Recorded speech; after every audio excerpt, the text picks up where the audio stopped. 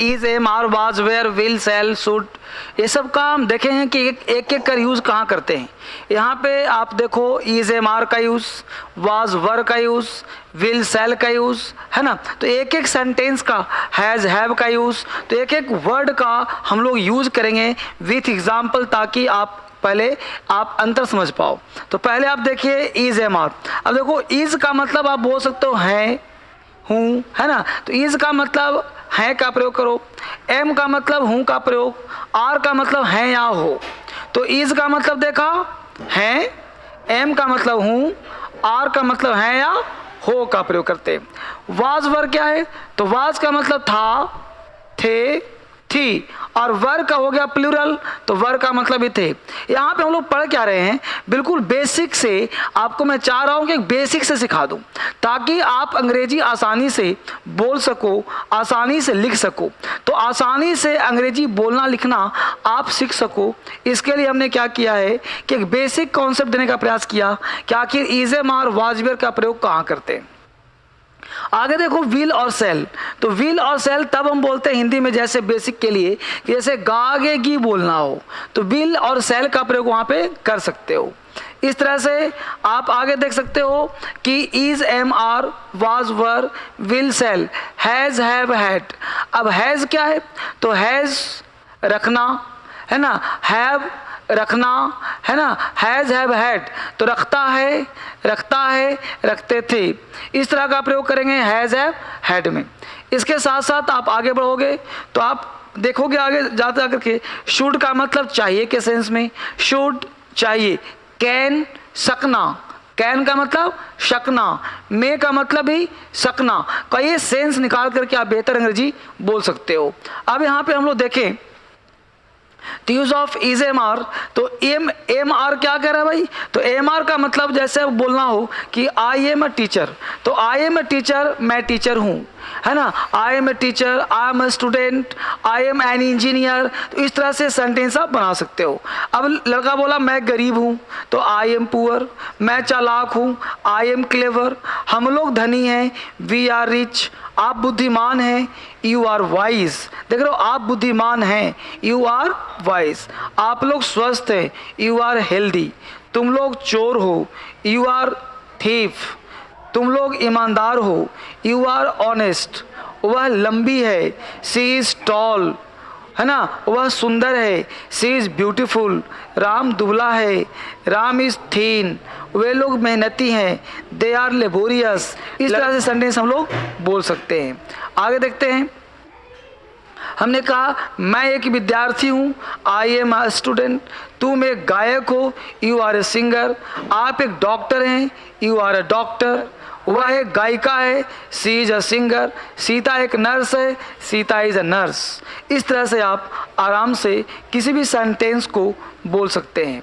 आप किसी भी सेंटेंस में जैसे मान लो बोलना है कि दूध उजला होता है, अब होने के अर्थ के लिए भी हम इज का प्रयोग करते हैं। दूध उजला होता है, हमने बोला मिल्क इज वाइट, दूध उजला होता है, मिल्क इज वाइट।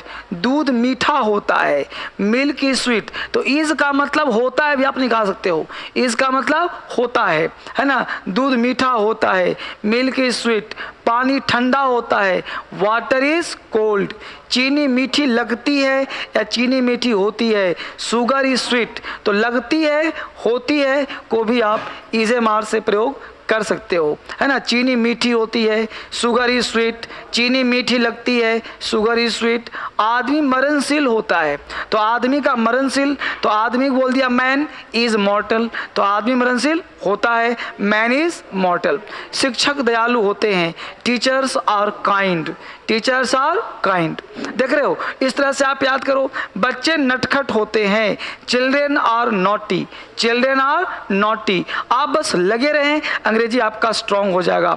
बच्चे नटखट होते हैं, चिल्ड्रेन आर नॉटी। सूर्य गर्म होता है, the sun is hot, the sun is hot. दूध लाभदायक होता है, milk is useful, milk is useful.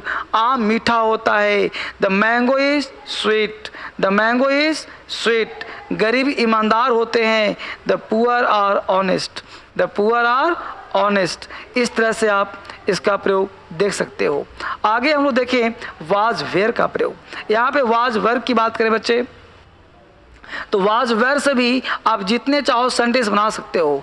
Was where यहाँ पे हम बोलना चाहेंगे कि वाज और वर्ब को आप एक्सिलरी वर्ब और मेन वर्ब की तरह यूज़ आप कर सकते हो। जैसे कुछ लोग बोलते हैं मैं गरीब था, तो आई के साथ वाज लगाएंगे, आई वाज पुअर, मैं गरीब था। हम लोग तैयार थे, वी वर रेडी, हम लोग तैयार थे। आप थके थे, यू वर टायर्ड, आप थके थे, यू वर टायर्ड। तो यू हो गया सब्जेक्ट और वर था थे थी, तो यू वर टायर्ड। सीता लाचार थी, सीता वाज हेल्पलेस, वह लंबी थी, सी वाज टॉल, है ना। वे लोग अशिक्षित थे, दे वर अनएडुकेटेड, दे वर अनएडुकेटेड। लड़के तैयार थे, the boys were ready, the boys were ready. वह एक किरानी थी, सी वाज अ क्लर्क। हम लोग हाकिम थे, वी वर ऑफिसर्स, हम लोग ऑफिसर्स थे, है ना। वे लोग डॉक्टर थे, दे वेयर डॉक्टर्स।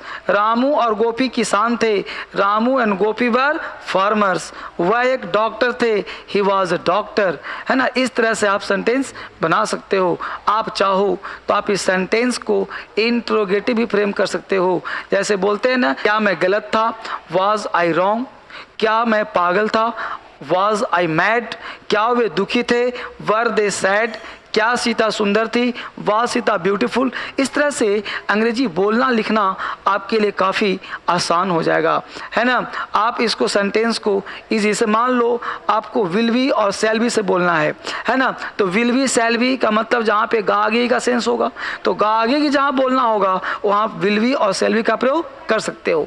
जैसे मैं बोलूँ मैं खुश रहूँगा, आई शैल बी हैप्पी, मैं खुश रहूँगा, आई शैल बी हैप्पी। मैं तैयार रहूँगा, I shall be ready, I shall be ready, मैं तैयार रहूँगा।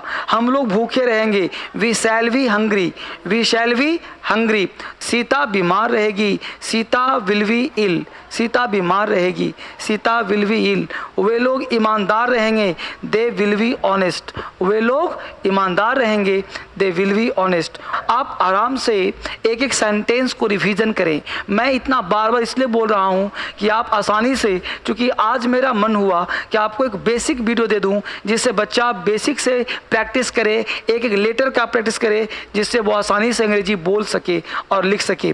इस तरह से आप आराम से सेंटेंस बोल सकते हैं, लिख सकते हैं, है ना। आप आराम से किसी भी सेंटेंस को बोल सकते हो। अगर आपको यहीं पे हमने कहा कि हैज़ हैव का प्रयोग, हमने कहा मेरे पास एक कलम है, आई हैव अ पेन, तुम्हारे पास एक कलम है, यू हैव अ पेन, लता के पास एक कलम है, लता हैज़ अ पेन। इस तरह से आप आसानी से अंग्रेजी बोल सकते हो और आप लिख सकते हो, है ना। विल का प्रयोग आप कर सकते हो। तो एक तो फ्यूचर टेंस में विल शैल का हम लोग प्रयोग करते हैं कि, है ना, Ram will come here tomorrow, Ram यहाँ कल आएगा, तुम वहाँ कल जाओगे, you will go there tomorrow. Sita कल पढ़ने जाएगी, Sita will go to read tomorrow. इस तरह से आप आसानी से किसी भी अंग्रेजी को आप बोल सकते हो। आपका अंग्रेजी काफ़ी स्ट्रांग हो जाएगा।